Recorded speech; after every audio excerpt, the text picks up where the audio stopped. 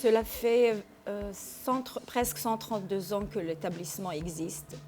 Et c'est dans cette école, cette école a été toujours fréquentée par la population locale, surtout pour la langue française.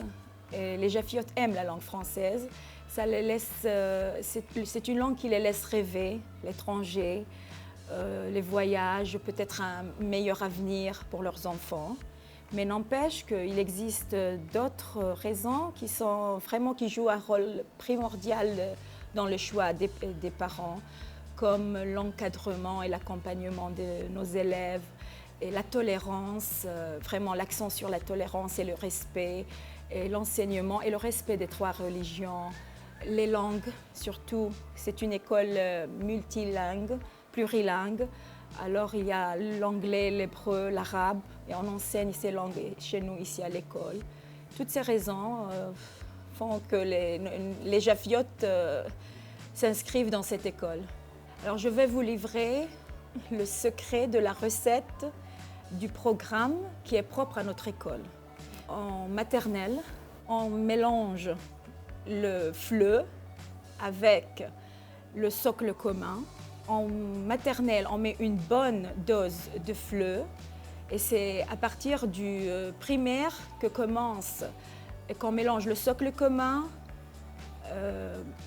mais adapté à notre sauce. Et on maintient une forte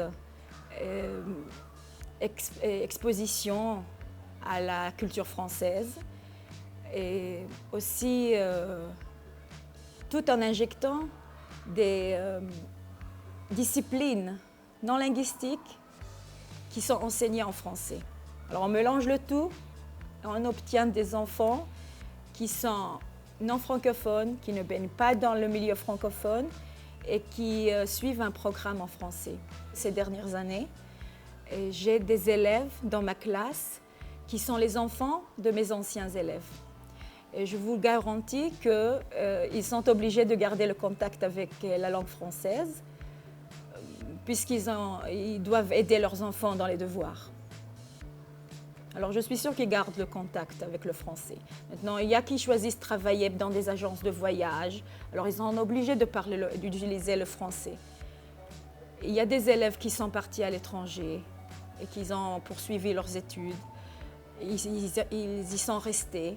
Je connais certains vraiment qui sont arrivés, qui ont bien réussi.